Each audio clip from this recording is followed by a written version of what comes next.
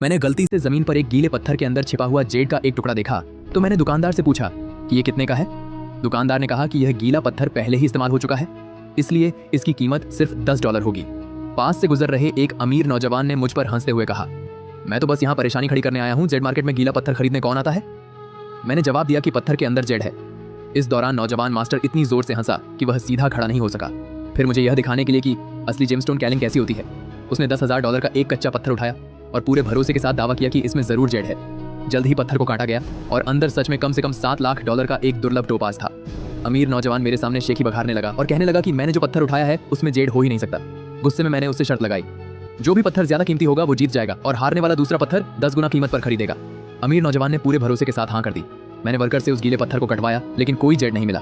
भीड़ मुझ पर हंसी और अमीर नौजवान ने मुझसे कहा कि जल्दी से हार मान लो और $7 मिलियन की शर्त कैसे लगानी है ये सोचो।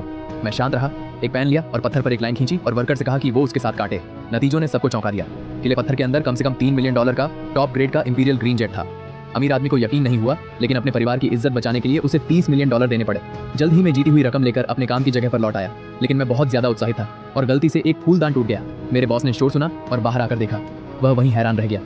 ये फूलदान पहले ही एक टाइकून ने रख लिया था। उसे नाराज करने के गंभीर नतीजे हो सकते थे। मैंने सोचा कि 30 मिलियन की बचत से मैं इसकी भरपाई कर सकता हूँ, लेकिन मेरे बॉस ने कहा कि ये 1700 साल पुराना एक एंटिक फूलदान है जिसकी नीलामी की कीमत कम से कम $50 मिलियन है। तभी टाइकून फूलदान लेने आ गया। बॉस को सब कुछ कबूल करना पड़ा, जिससे वह गुस्सा हो गया। फूलदान उसके पिता के जन्मदिन का तोहफा था। उसने बस से 2 गुनी कीमत देने को कहा।